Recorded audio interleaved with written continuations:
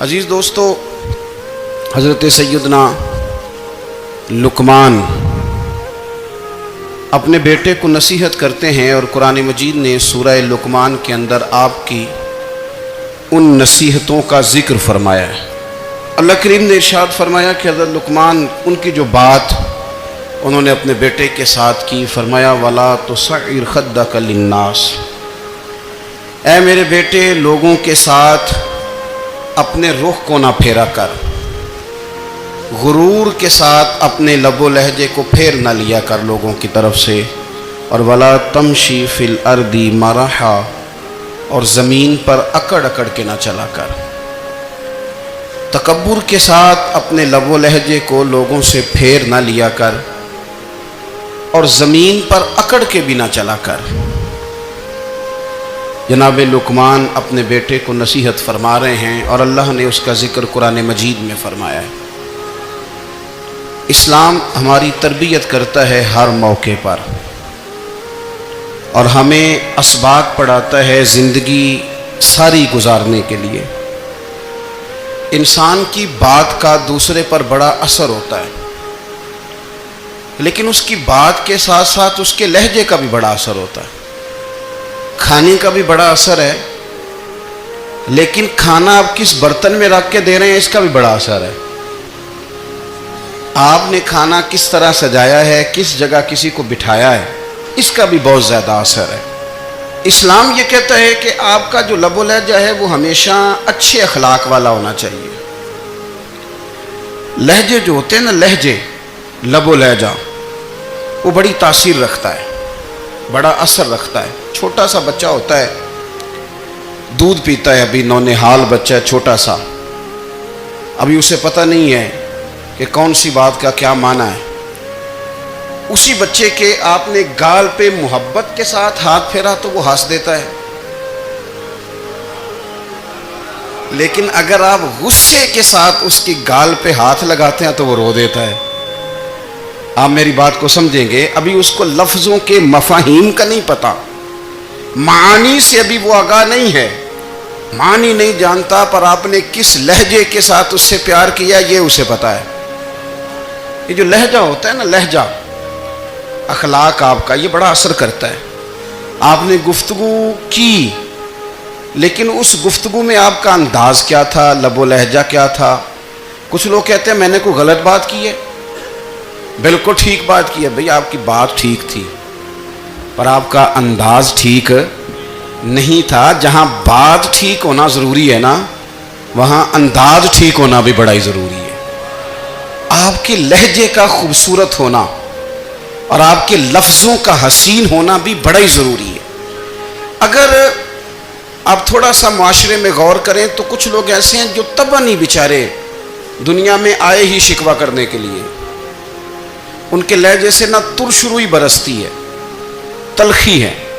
وہ جی میں فلاں آدمی کے پاس گیا تو اس نے میری بات نہیں سنی، فلاں شخص سے میری ملاقات ہوئی، میں نے وقت گزارا پر وہ بندہ ٹھیک نہیں نکلا، فلاں کے ساتھ میں آگے بڑھنا چاہ رہا تھا پر میرے معاملات چل نہیں سکے۔ تو بھئی آپ دوسروں کو ناپتے اور تولتے رہے، آپ کو یہ دیکھ لینا چاہیے تھا کہ آپ کا انداز فکر ہی کہیں غلط نہ ہو۔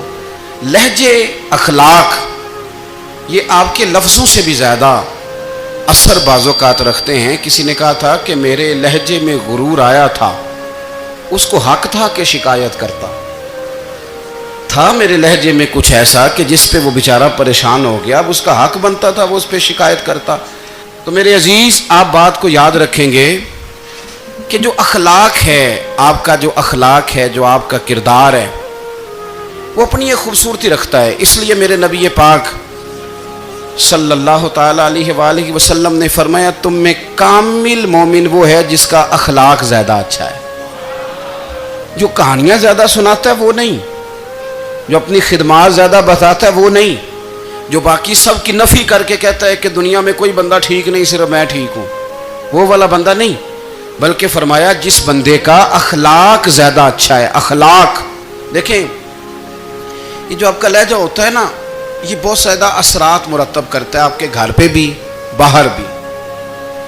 آپ اگر اپنی گفتگو میں باڈی لینگویج کو تھوڑا سا اچھا رکھیں، کچھ لوگ ایسے ہوتے ہیں جو بات بڑی صحیح کرتے ہیں پر کچھ زیادہ ہی باتیں کرتے ہیں، تو وہ زیادہ باتیں کرنے کی وجہ سے ان کی جو صحیح باتیں ہوتی ہیں ان کا بھی وزن خراب ہو جاتا ہے، کیونکہ وہ زیادہ باتیں کرتے ہیں، ہر وقت بولتے ہیں، ہر وقت بات کرتے ہیں، تو جب وہ ٹھیک بات بھی کر رہے ہوں تب بھی ان کی بات کا لوگ اثر قبول نہیں کرتے۔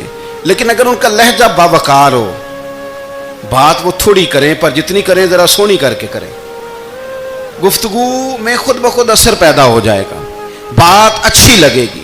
اخلاقی رویے اگر لوگوں کے زیادہ اچھے ہو جائیں، ایک تو مسکرانے کا بل کوئی نہیں آتا، اس کے پیسے کوئی نہیں لگتے، اور یہ بھی شکر ہے ابھی تک اس پر ٹیکس بھی کوئی نہیں، یہ بھی مقام تشکر ہے۔ تو اگر آپ بات کریں اور اس میں تھوڑی سی مٹھاس پیدا کر لیں، آپ تھوڑی سی بات میں نا مٹھاس، میرے ایک کلاس فیلو ہیں تو وہ تقریر کر رہے تھے اور میں سن رہا تھا، تو مجھے بعد میں کہنے لگے آپ تبصرہ کریں میں نے کیسی تقریر کی ہے۔